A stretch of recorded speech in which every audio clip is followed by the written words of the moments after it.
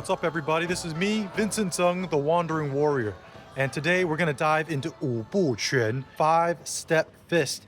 As you guys know, I'm your Kung Fu decoder. I'm here to break apart these Taolu, these forms, these kata, and help them make sense to all of y'all. When we understand what it is that we are embodying, we can then properly use it in a fight, in self-defense, or just for our own sense of fulfillment. So Wǔ Bù Quán is one of those forms, those Taolu, that so many people have done, and yet so few people know what they're doing.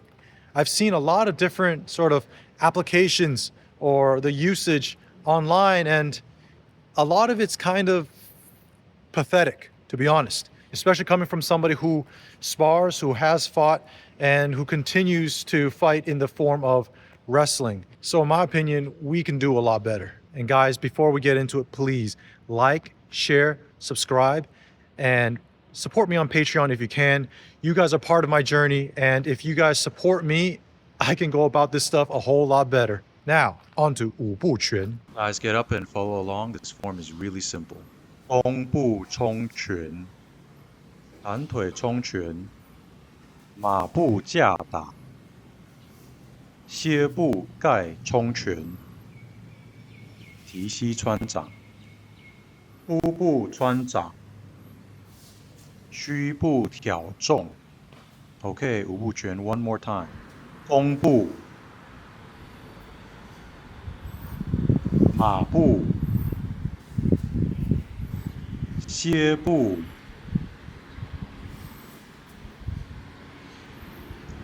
呼步，虚步。As usual, I've linked up with my martial brother Aaron to help me decode this Taolu. 弓步冲拳, both step, rushing fist. It seems very self-explanatory. Basically, you block, grab, and punch. However, where you block and grab and where you punch will give you different results for the follow-up, which is Tan Tui, springing leg. Here we're exploring it as a snap kick to the groin. So it is possible that if I am defending against a lead hand attack by blocking, grabbing, and striking back, then I am going to have to cover for the rear hand attack, and as I do so, I'm going to punch to distract them while I kick them in the groin. However, if I defend against the rear hand attack, block and grab the inside of that arm and punch, and if I hold them after that punch, if I grab a hold of them and then pull punch the other way and kick, I end up performing a foot sweep or a leg kick out, right? So I end up sweeping them instead of kicking them in the groin. And so this is quite interesting because depending on whether you perform it with more of a snap or you throw your leg out and hold, it would actually mean two different moves entirely, two different applications.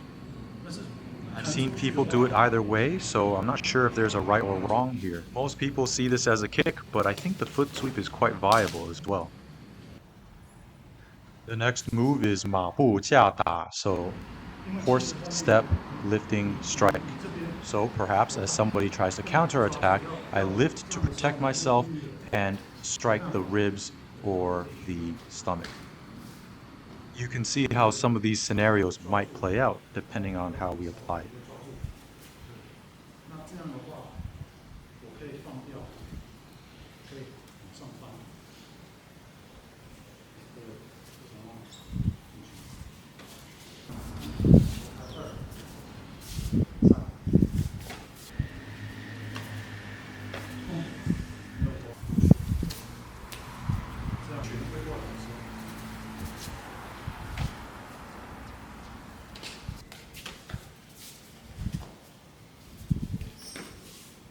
So the next one is 歇步, resting step. And I know the downwards portion of it can be used as an ankle pick. I've done it before myself. You can also use that step as a way to catch a kick before you drop down, but I'm not really sure how the drop down is helping you. I've also seen some people explain it as block, block, and groin strike, but it leaves you pretty vulnerable. What could it be? What could it be?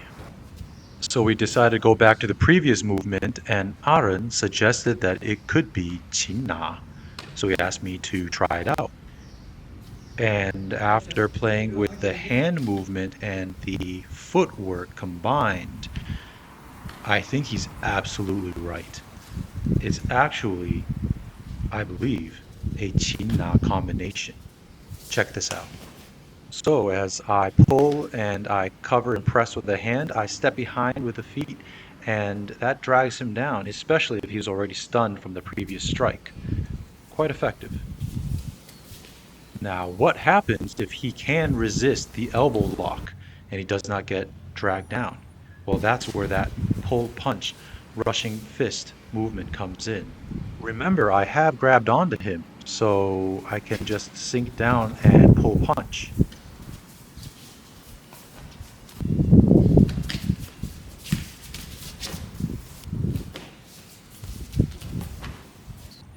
TiXi Pū.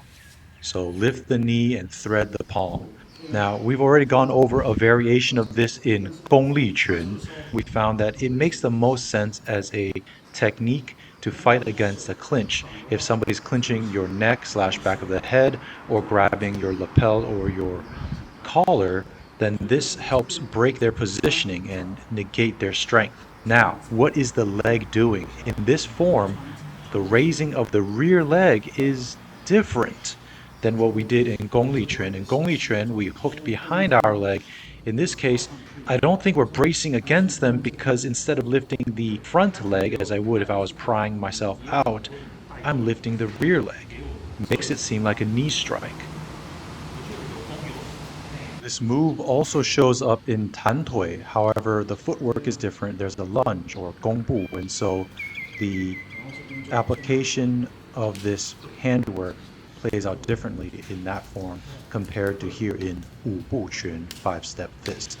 In Gōng Quan, I would hook their leg to make them fall as they try to throw me, but I could also ride their leg up as they try to throw to weigh them down and prevent it from succeeding. This move sometimes shows up in Shuaijiao. And now this next one, Pu Bu, looks quite a bit like another move in Shuaijiao called Chuan Dang Kao, where I thread through the groin or loin area and lean, knocking them over my knee. Chuan Dang Kao, it's a classic technique, and I think it applies perfectly in this situation. As soon as I survive that throw, I have a counter throw opportunity. Now, if they get out of that, I can use Shui Bu to follow them in. And if I switch my grip and go in and frame against them to protect myself and to start to put pressure on them, it gives me different openings for different attacks. Depending on how they respond to my pressure, I could be hooking their leg from the inside, which in Shuaijiao is dehe. I could be doing jian tui, picking their foot, right? Or I could just launch a knee. All of those are possible from that Shui Bu position. I give some pressure and I wait for their response. And again, this is fighting, so waiting could just be a split second, but it does give me that opportunity. So as soon as I survive that throw, I manage the arms, I get in, I try to throw them that way. If they step out, I get the Shui Bu opportunity. And bang. And so now I present to you Wǔ Bù Quán, 5-step fist.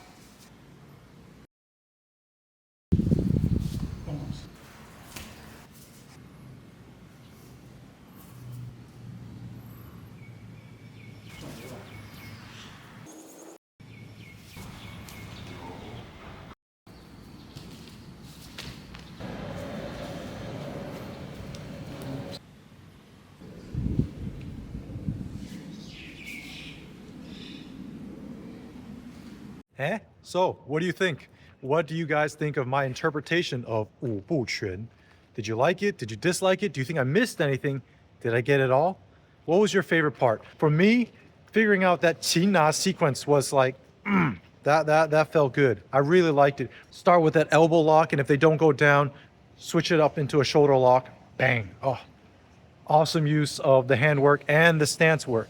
Now, if you guys like the way I went about Wǔ Bù Quán, you guys are going to love what I have in store for you with regards to Tan Tui. That's right. If you guys don't know yet, I am working on an online course for Tan Tui, 12路, the 12 roads of Tan Tui. If your Tan Tui is good, your Gōng Fu is good.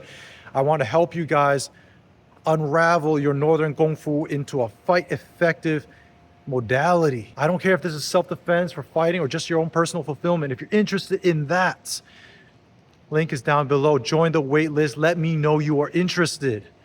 Okay, in any case, thank you guys so much for joining me on my journey. As always, I salute yours. Peace.